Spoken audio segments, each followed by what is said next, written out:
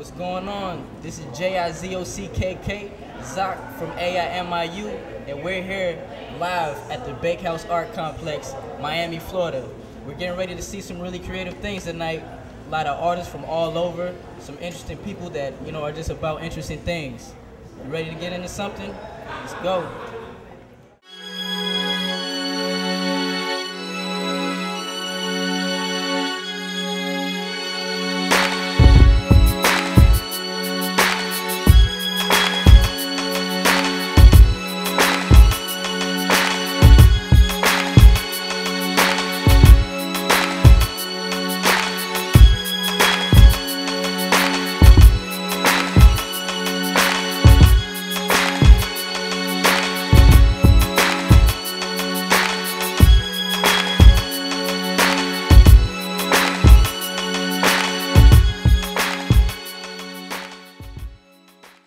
Hello once again, this is Zoc coming from MIU, and we're here with our friend Jerry. Jerry, tell us a little bit about your artwork.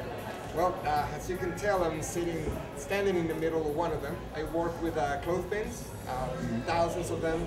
I do installations on sculptures. Yeah, and this is how I make a living. Yeah, this is some pretty creative and intensive stuff. Like, where do you get some of your inspiration? Most of the things happen as I make them. I don't really make up, start from scratch.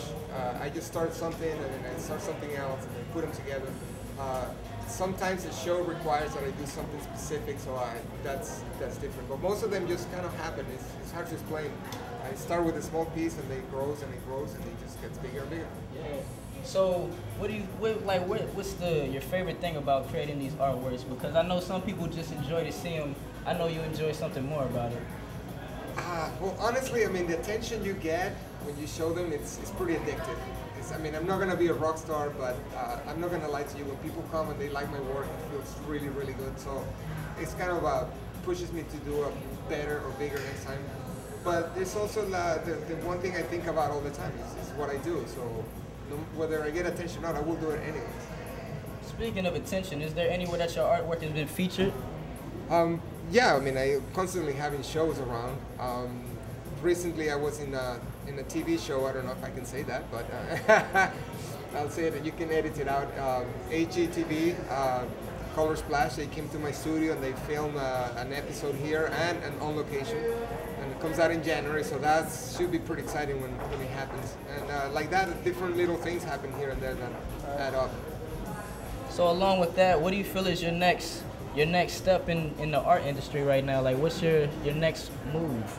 Well, what I'm doing now is working okay. It's a slow process, but I'm definitely trying to get into grants, which is kind of complicated, but that will help me, grow as an artist and pay the bills that I need to pay so I can make the art. So that's really what I'm working on, aiming towards grants and fellowships. All right. I wish you the best, Jerry. Thank you for letting me talk to you. Thank you for visiting. And thank you for letting me see your artwork. Oh, anytime, come back. And that's Zoc.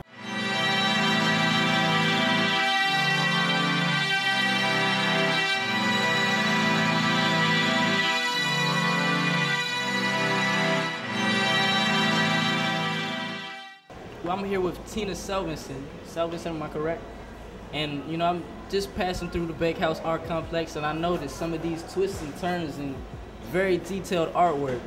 Tell us a little bit about your work. Well, it's about DNA, and it's about the convolution of our existence, how we evolve. This is about the idea of our forming from nothing into something. And I see that that's a lot of nothing that went into something, because it seems like it took a long time. How long did it actually take? 6 months. 6 months. Wow. So what do you feel is your inspiration for your nothing to something artworks? A lot of reading. What type of literatures? Heidegger, Nietzsche,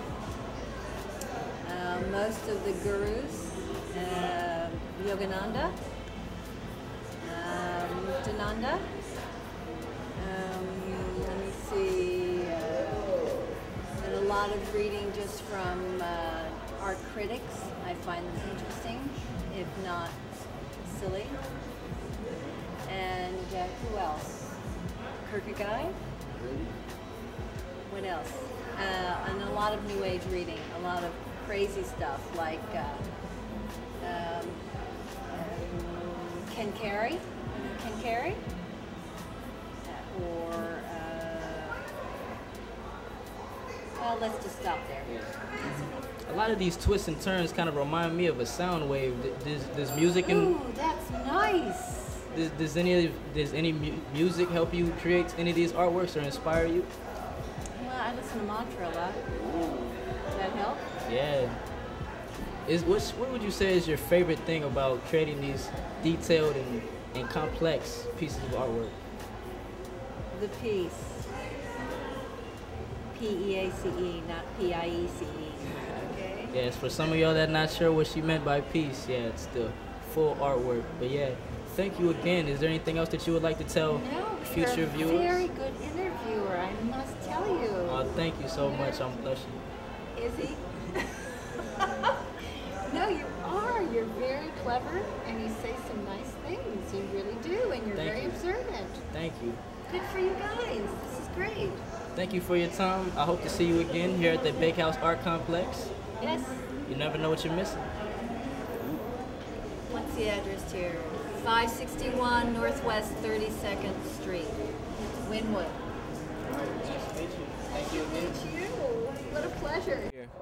Well, you know, we're really excited because we're actually, you know, filming and documenting a lot of this artistic talent, you know, for the students. They really need to come out here and really get a chance to meet all the, you know, the members of the artistic community, because they're really reaching out to us, but we have to reach out to them. Well, tell us, how was this event possible for us to be here from MIU? For us to be out here, how we're doing this is we're doing this through all of our student community clubs. What we're doing, we're working in sync with FAPM Audio Production Film Club, and we're also working with Real Minded Film Club, and we're the MIU MultiMajor Club, and we're all working in sync to, you know, to bring this to you guys live. So yeah. Khalik Ray.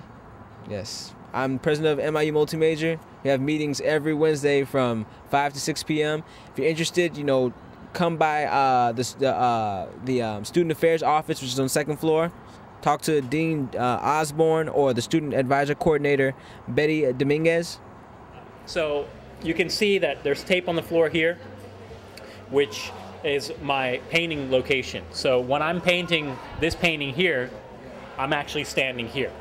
And then the model's standing over there, and it's a one-to-one relationship. So she's actually that tall when I stand here. Whoa. So it allows me to make accurate choices. So like in film, right? Composition, relationships, measurements, lighting, all that's critical, right? Because if you don't get it down, then the viewer's not getting the message. So you have to organize yourself.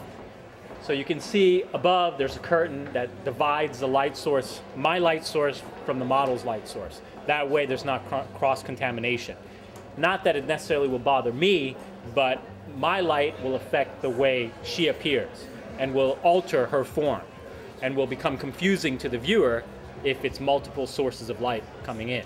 So that's why I paint this way, because it's organized, because it makes sense, because it makes my life easier. You weren't expecting that riddle, were you? I'm enlightened right now. But yeah. I studied all over the world. So around year 2000, I decided to study with the best artists in the world. So I studied with Richard McDonald, who was a 1996 Olympic sculptor. He created Flair in Atlanta. You're going to look it up, right? Yeah. Yeah, you got it on video. Yeah, I got it on video. Anthony Ryder for drawing and form, transitions, and Stephen Asal for organic painting, texture, emotion, and then 19th Century Academy in Florence, Italy. So. Whoa, been all around the world. Yeah. And I hope to go around the world. A few other artists here and there, but yeah, you know. That would be my advice to you. Yeah. Hook yourself up with somebody who knows what they're doing. Yeah. Exactly. I'm gonna do that because we're here with an Art Institute alumni. Yes. Oliver. Olivier Cass. Repeat that one more time for the. Olivier Cass. Yeah, and he's amazing. As you can see, some of his artwork is really detailed Good time and to like plan. really, I don't even know how to describe it. I'm like almost speechless right here. He's giving us really good advice. I mean, I can't say it any better than he can. Well, I think, the answers are in nature. So you have to be able to see what you're looking at. Write that down, put that in your notebooks. Right. Right. Right. Live by that motto. You'll be that much closer to reality. So what made you choose art? Like, was it something that you always done, or did you get in lighting at one point? That's a good question. I always gravitated towards the creative elements, doing little figurines and things like that. Drawing, dreams, fantasy, all that stuff. Comic books, album covers, probably CD covers now, right? Yeah. But back in my day, we listened to the album. So, and from there, when it came decision time to either, finish the education or continue on, business or art, why not the business of art? Yeah. I couldn't quote it any better. So I went on that journey, did both, university, academia, kind of education, and then went and studied, the traditions, the masters, because the masters, they have the answers. Yeah, the wise ones. So what do you? Wise ones, that's a good one. So what do you feel is the most rewarding part of being an artist?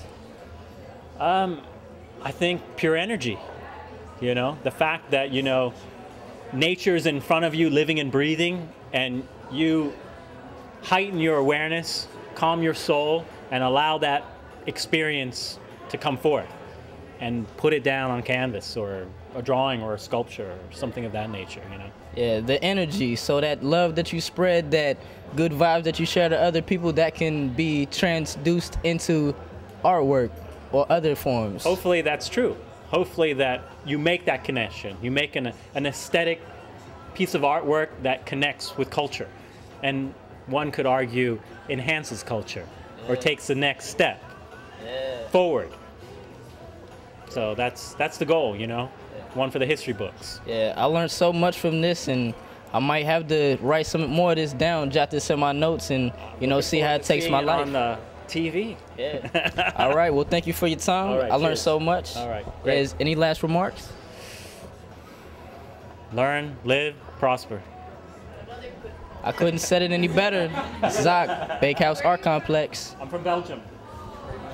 All right. This is Zach once again, MIU, and we're here with Luis. How you doing, Luis? Good. How you doing? Yeah, this is the creator of some of the creative, modern artworks that you see right here. So tell me, what goes through your mind when you come up with these? A lot of things, just in general, just living every day and thinking about stuff and looking around and just feeling everything, the vibes around me.